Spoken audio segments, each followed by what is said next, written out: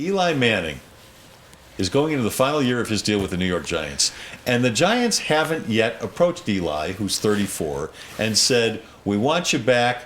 Let's come to terms. They're letting him go into the final year of his deal, which is kind of odd. The guy's won 2 Super Bowls for him. He's been, arguably the best quarterback in Giants history, and they've had some pretty good ones. If you're Eli Manning, are you insulted by this? B, if you're the New York Giants, are you crazy for not going to him and saying, let's do something long term, let's do an extension? And C, if he is a free agent at the end of this year, should the Broncos pick up the phone and give his agent a call? Well, I don't think I would take the last one first. I don't think I'd do that while his brother's still here. No, I'm saying when it happens. Let's say at the end of the year. Let's say that they did. They called his agent and said, we want Eli next year. And his agent tells Eli, who do you think Eli's going to tell? Who do you think he's going to pick up the phone and call? Peyton, Archie, and Cupper. Probably in that order. So that's number one. Number two, he said he wasn't bothered that Peyton's gone into the final year of contracts before. That hasn't happened here and still hasn't happened. But apparently it happened in Indianapolis. I wasn't paying much attention to when Peyton's contracts would run out, but he was usually extended with making more than anybody in the league, right, like he does. He did until recently.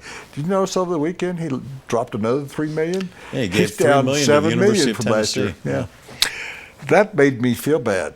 So I wrote a check for $30. Because you're a big hitter. Because you're a big hitter. 3 hitters. So, look, I'll say what I said a little earlier in the show.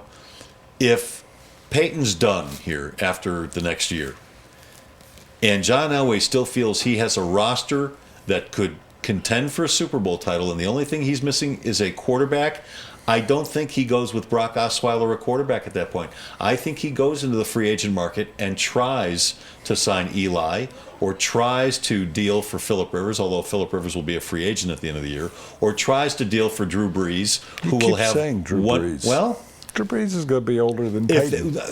I'm not saying Drew Brees will be the centerpiece of the offense or the centerpiece of the team. He'll be in his late 30s, but he knows how to win, and he can't. Who can get you to a Super Bowl? Hold on. If you've got a Super Bowl ready roster, except for the quarterback position, and you have a choice between Brock Osweiler and Drew Brees, who are you going for? Well, Drew Brees has a 5-year deal left. No. He's got this year and next year, and that's it. And there's whispers coming out of New Orleans that they might draft a quarterback and might not bring Drew Brees back after this year if they draft the right quarterback. So they cut him loose. They cut him loose. You think the Broncos could outbid, say, the Oakland Raiders for Drew Brees? Yes. They're going to have a lot of salary cap room next year, the Broncos, if they don't have Peyton Manning. Do you know where the quarterback salaries are going? Oh, through the roof. So we're now talking $20 million was kind of the norm. But if Peyton's not million. here, you're dropping $15 million from your payroll. You've got a nice chunk of change to start with to go after Drew Brees. Okay, so you got to pay him $23 million. Okay. Salary cap's going up. Man, that's a mistake. But you didn't answer my question. What is your question? If your roster is Super Bowl ready, except for the quarterback, and your choice is Osweiler or Drew Brees, who would you prefer? Oh, well, do you prefer dog poop with chocolate chips on it or sourdough pancakes? I mean, what are you talking about? I prefer. Do the sourdough pancakes have chocolate chips on them? No. Well, then I'll take the dog poop. Well, then you could probably order that. So be sure to tune in tomorrow. Les Shapiro eats dog poop with chocolate chips on it, but no syrup. And if they're fried, that'd be even better. And butter. You put butter on it? I don't. I eat them plain. Oh, if I were eating dog poop, I think I'd put some butter on it if I were you.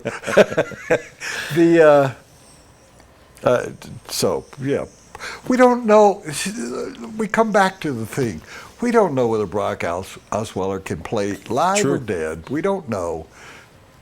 You can't go based on what he's done in the regular season because he's a kneel-down quarterback.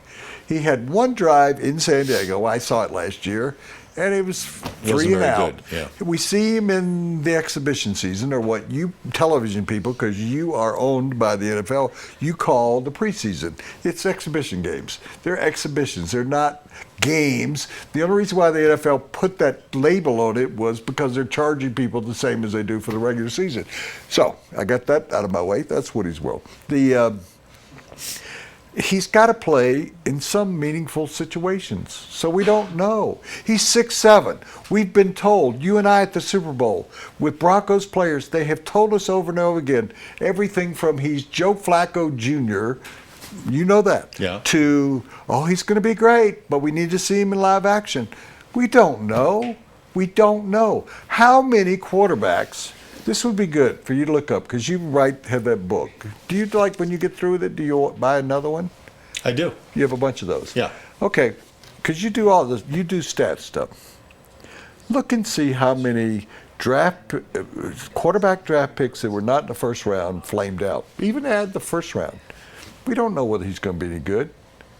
I mean, most Super Bowl winning quarterbacks or Super Bowl quarterbacks were drafted very high.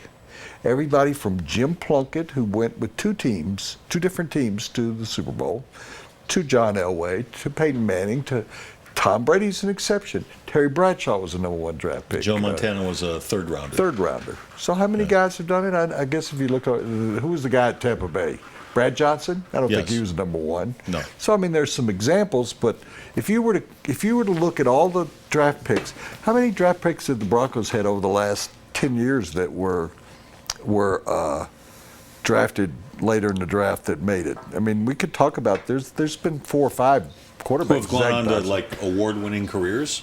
Yeah. Where they've gone to Pro Bowls and stuff like that. Or anything. There are a lot of guys. Or been starters. Yeah. Who? A lot of guys. Tell me. Tons.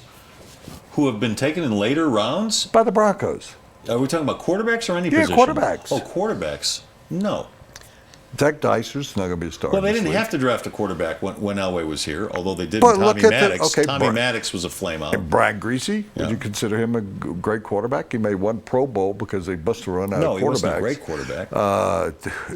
Who was the guy that I liked out of California that was on the roster for a couple of years that went from here to Tampa or Atlanta, Jacksonville, I think.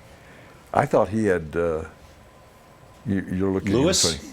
No, Jeff Lewis was out of Eastern Arizona or something. Northern Arizona. Northern Arizona. Yeah. One of those directional schools. Another guy was out of California. They drafted him in the 6th round. He hung around as the 3rd string quarterback a couple of years. I just don't think that. I mean, if you really want a good quarterback, you draft him in the 1st round. And there's going to be 2 drafted in the 1st round. Will Grayson be a great NFL quarterback? I think he can be an NFL quarterback. A lot of people are saying 2nd round for Grayson now. Well, you know what that's happens with quarterbacks. Yeah, people Teams start reaching. People get edgy and stuff like Yeah. that. So we don't know about Brock. We don't know enough. And one of the downsides of having Peyton Manning, we never knew about Sorgi or any of those other people that played behind him in Curtis Indianapolis Painter. until his career was over there. Or he was hurt. And then we found out that they weren't any good. And despite, if you want to say this, probably out loud, let's say it. Peyton doesn't really help the other quarterback very much. He didn't want to come out. He doesn't want to come out of games. It's not his role. His role is to play as well as he can. Sure. I mean, athletes are selfish. They want to do what they need to do to get ready for a game or for a season or Did for a Derek practice Jeter, or what have who you. Peyton Manning has great respect for, did Derek Jeter ever help develop his successor with the Yankees? No. And that was one of the fallacies between. Well, if they keep Tebow around, Peyton will help turn him into a good quarterback. Well, first of all, He might have. Come on. We don't know. Come on. Yeah, 150 maybe Peyton had people gone tried over to to turn Tebow. into a better Maybe quarterback. Peyton had gone over and say, "Here, do this." Yeah, right. Or maybe he'd gone and said, look at the defenses. He had no use for him. That segment brought to you by John Elway He didn't even Chevrolet, know him. Colorado's Okay. #1 Chevy dealer. Oh, speaking of John Elway.